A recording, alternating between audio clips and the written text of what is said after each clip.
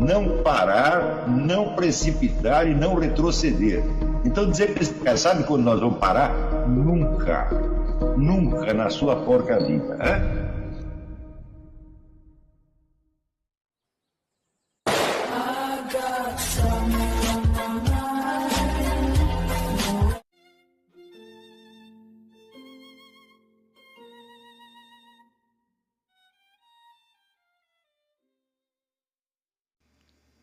E aí pessoal, tranquilo? Então vem aqui antes do vídeo começar, pedir para vocês se inscreverem, quem não for inscrito, compartilhar, curtir, comentar. Quem puder seja membro do canal, que isso ajuda bastante. Tem também o link do Apoia-se. Quem puder ajudar nosso canal e apoiar financeiramente vai ser muito bem-vindo. Mas o mais importante é transmitir o conteúdo e os conhecimentos do professor Olavo de Carvalho para mais e mais brasileiros. Então compartilhe e ajude aí nossa causa. Muito obrigado a todos os membros, apoiadores do canal. Fico muito feliz. Tenho certeza que a gente está no caminho certo. Então fiquem com o vídeo e até mais. Valeu! Note bem, a formação da doutrina cristã, ela se dá a partir da interpretação da revelação. Então, são sentenças divinas, são ensinamento divino, foi da boca do próprio Deus. Né? Então, você vê que muitas sentenças da Bíblia lhe parecem enigmáticas. Não é isso? Então, outro dia eu estava ouvindo um conferencista judeu que eu gosto muito, que é o Avi Lipkin. E ele está dizendo, não, aqui, você vê aqui, e ele faz pregação, inclusive em igrejas cristãs, faz muito bem. Né? Mas olha aqui, o simbolismo cristão é uma cruz, né? A Páscoa dos muçulmanos é uma espada, né? Que mostra o espírito belicoso, etc, etc. Digo, bom, mas o Cristo diz, eu não vim trazer a paz, mas a espada. Então, a sua comparação aí falhou completamente, né?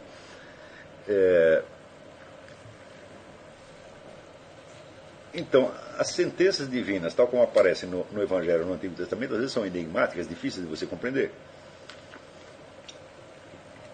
A elaboração do dogma se faz por interpretação e progressivo esclarecimento dessas sentenças. Porém, as conclusões dogmáticas às vezes também são enigmáticas, não são fáceis de você compreender. Por exemplo, nessa controvérsia que eu estava mencionando, o Jean Borella dizia o seguinte, dizia que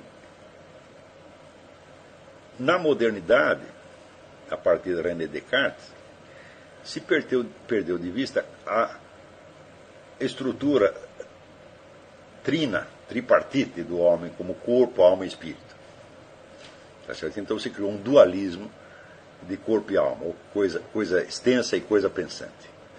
Então ele estava falando disso. Daí o Dom Basílio Meramo respondia o seguinte, olha, isso aí já foi discutido nos concílios e nós já chegamos à seguinte conclusão há mais de 1000 anos.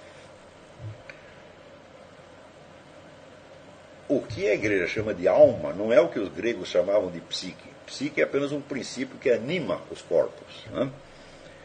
Então, evidentemente, o intelecto está excluído disso. Um bicho tem psique, como nós temos psique.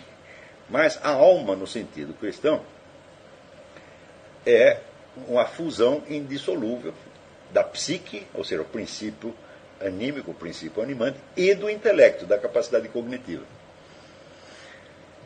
Se você diz que o intelecto, o espírito, existe como um elemento separado, acima da alma, você caiu na heresia. Porque daí você vai cair no negócio do Averroes, de que o espírito é um elemento divino único para todas as pessoas. O espírito humano, a inteligência, o intelecto agente, é um só para todas as pessoas. Então quem está certo? Está certo o Jean Borella e está certo o Dom Basílio Meramo, porque eles estão falando de duas coisas completamente diferentes. Tá certo? Então, isso quer dizer que se você tomar essa constituição tripartite do homem, tal como afirmada pelo Jean Borella, se você a tomar como uma conclusão dogmática, ela cai evidentemente numa heresia.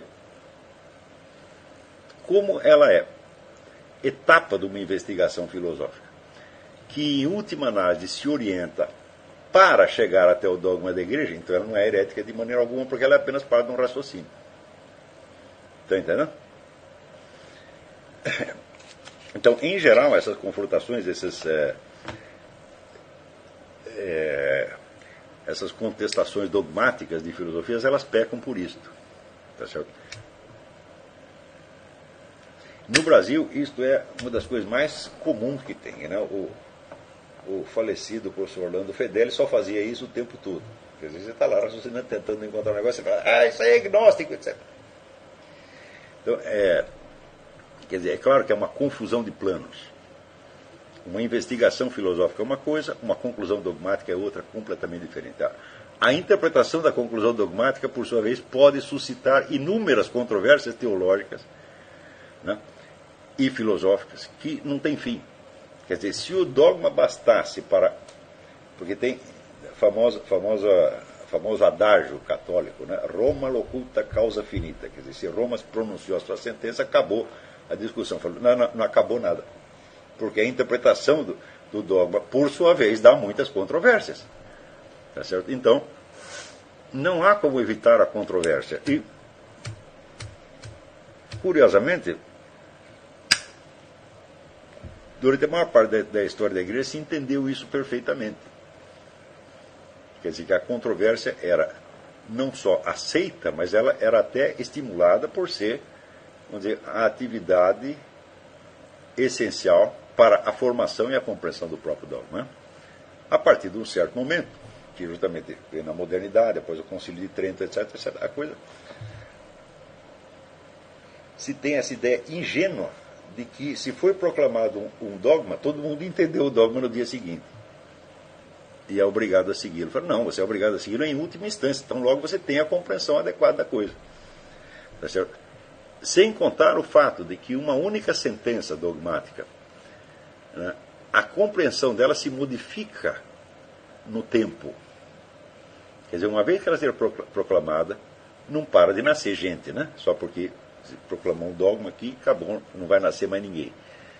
Vai nascer muita gente em situações diferentes. O peso daquelas palavras será julgado diferentemente e a cada geração terá que haver um esforço de retomada da compreensão do dogma em níveis cada vez mais aprofundados. Tá certo?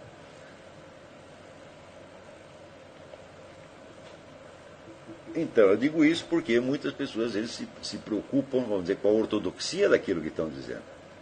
Então, de cara, vocês têm que compreender, uma discussão filosófica e a proclamação de um dogma não se dão no mesmo nível. Tá certo? Não são a mesma coisa e uma coisa não tem como ser confrontada diretamente com a outra. Pode ser confrontada indiretamente. Quer dizer, se você pega o pensamento de um sujeito e diz que, em última instância, se levado às suas conclusões últimas, né, ele chegará, vamos dizer, à proclamação formal de uma heresia, então aí é herético, evidentemente. Tá certo? Mas heresia implícita é uma coisa assim muito vaga, né? Quer dizer, você veja que na Idade Média, quando se começou, né, quando foi fundada a Inquisição, 1240 e pouco, a função do inquisidor, nos casos de suspeita de heresia, era procurar o sujeito, procurar o suspeito, e conversar com ele longo tempo para você extrair dos escritos dele o que seria a conclusão formal e final. E só aí podia ter uma acusação de heresia.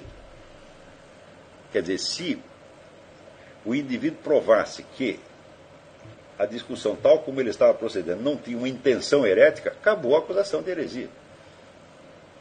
Está entendendo? Agora, hoje não. Hoje você pega uma frase sua e já te carimba de herético, porra. Né? E no curso dessa discussão entre o Jean Borella e o pessoal da Sociedade de São Pio V, São Pio X. E São Pio X, né? Desculpe, São Pio X. A gente vê isso. Né? Quer dizer, o Dom Basílio ele tem razão nas coisas que ele está falando, mas tem razão somente se aquelas partes citadas do Jean Borella forem conclusões finais e com uma intenção formalmente herética. Fora disso, não.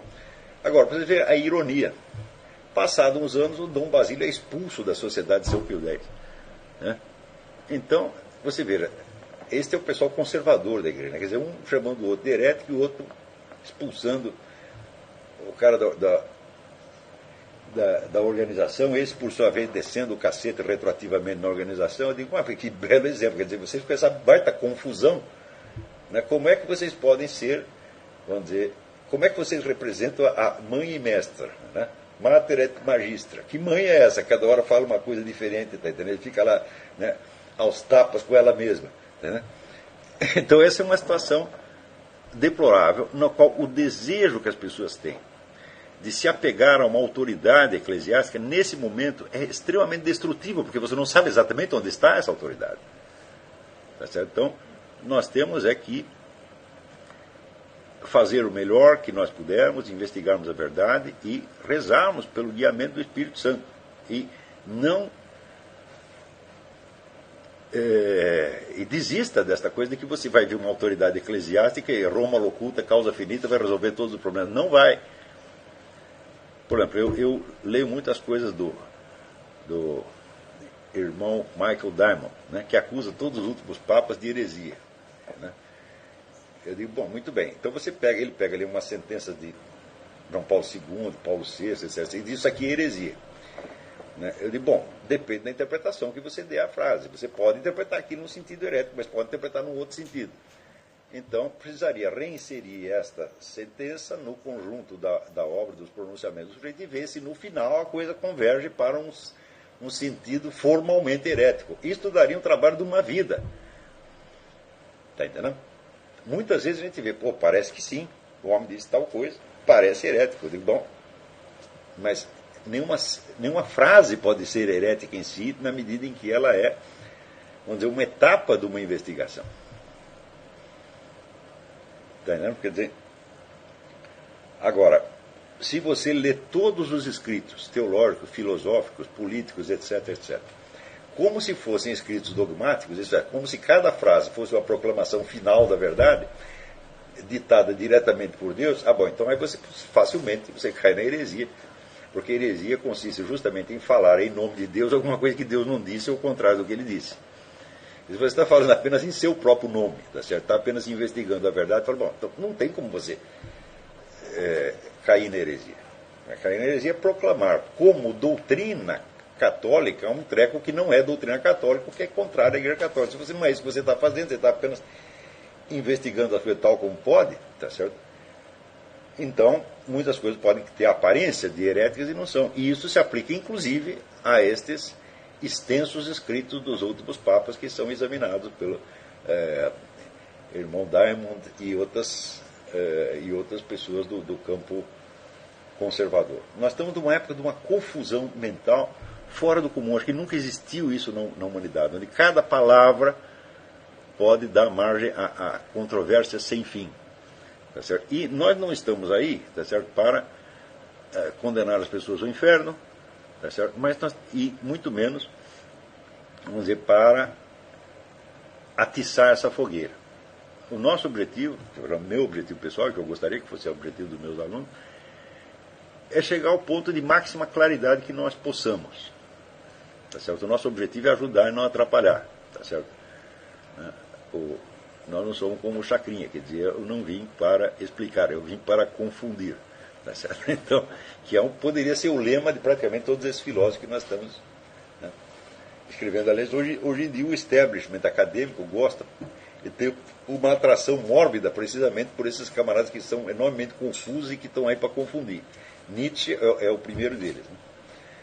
Então, ali nas obras de Nietzsche, em cada página você encontra confusões absolutamente geniais, mas que são confusões.